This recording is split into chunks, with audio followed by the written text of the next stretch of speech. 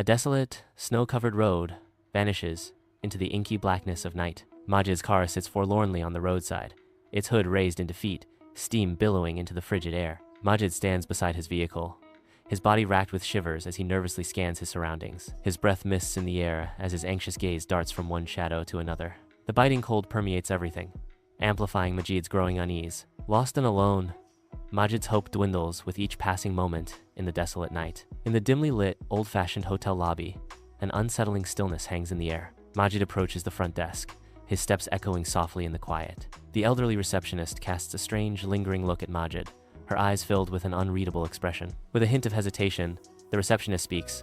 "There's only one room available, room 13. Room 13 exudes a sense of unease, its faded walls whispering tales of neglect, and the air thick with unspoken dread. Majid scoffs, his voice echoing slightly in the oppressive silence, as he declares, "I don't believe in superstitions." Exhaustion overtakes Majid. His eyes heavy as sleep begins to claim him. In an instant, Majid falls into a deep, dreamless sleep, his body still and vulnerable in the haunted room. The room watches over the sleepy Majid, its shadows deepening as the night wears on, concealing secrets yet to be revealed. Bathed in soft moonlight, Majid awakens abruptly, a jolt of fear coursing through him. The unsettling echo of footsteps creeps closer, tormenting his senses. He rises, his bare feet moving silently as he cautiously approaches the door. He pulls the door open, revealing an empty, silent hallway. Retreating, he returns to bed, pulling the covers around him, unease consuming him.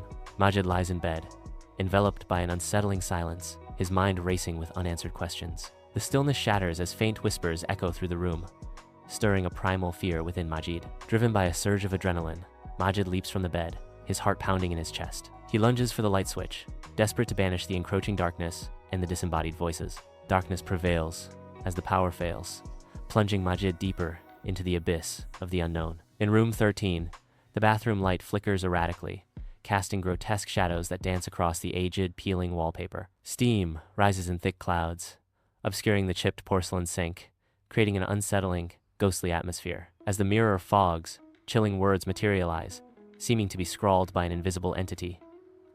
"Get out, before it's too late." Majid's breath hitches in his throat, his eyes widening in sheer, unadulterated terror as he beholds the ominous message. Driven by primal fear, Majid lunges desperately for the door, his fingers scrabbling frantically at the handle in a desperate bid for escape. Majid confidently reaches for the door, expecting the familiar sight of the hallway. A chilling realization dawns as Majid finds himself still trapped inside the inescapable room 13. Again and again, he desperately throws open the door, each attempt met with the same maddening confinement. Frustration explodes within Majid as the walls of room 13 mock his every escape attempt. His voice escalates into a desperate scream, echoing through the room as the walls seem to close in around him. In a fit of rage, Majid begins pounding on the walls with his fists, the sound of his desperation filling the room. Majid stands at the checkout counter, his brow furrowed as he prepares to unleash his discontent. He begins, "I must complain about the room.